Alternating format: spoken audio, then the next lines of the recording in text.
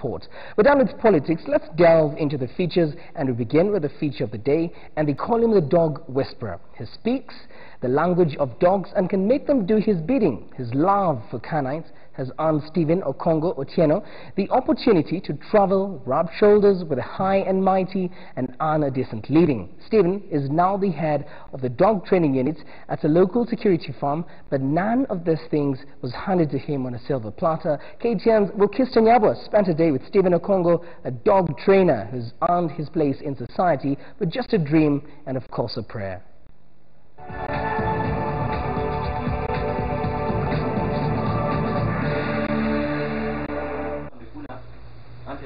They listen to their instructor impart information as if their lives depend on it.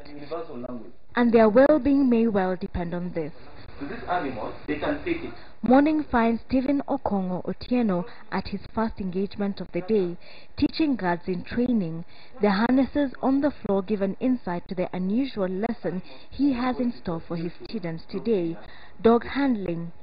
But while he enjoys teaching the theory of dog handling, Stephen lives for the second part of the day, the practical lesson, when he gets to take his students out to the field to interact with the dogs, do everything including tracking, sniffing and attacking a would-be thief.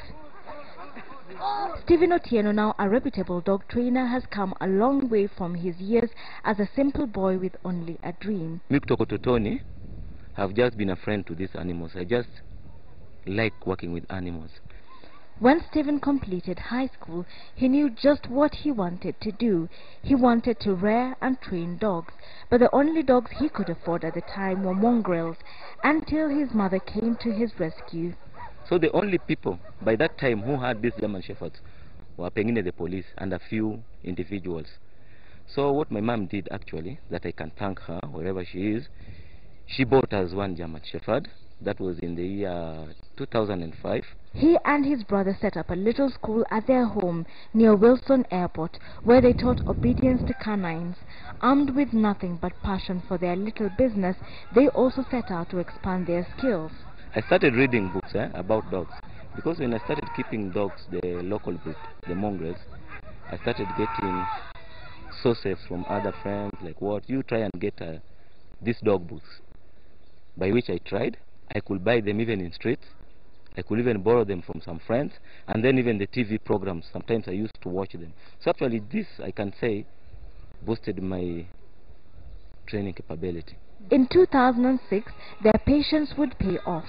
A friend won a tender to travel to Rwanda to start a dog unit for the Rwandan police. He took Stephen with him, giving him his second big break. We went with 8 dogs the first time I went there. And these dogs were meant to be for the police, the 8 dogs. But when the president heard that there are some dogs that have been brought from Kenya, he came personally to the airport. He greeted me.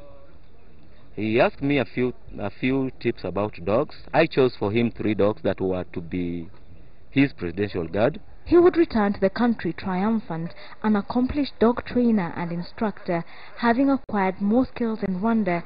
Every dog, he now says, can be trained. A dog is a dog. Even the mongrels, you can train them, but to a certain limit. The secret, he maintains, is dominance. Dogs need to be shown who the master is in the relationship. That's why you see, when you go to a place, or you come to my place and I have dogs, you find my dogs jumping on you.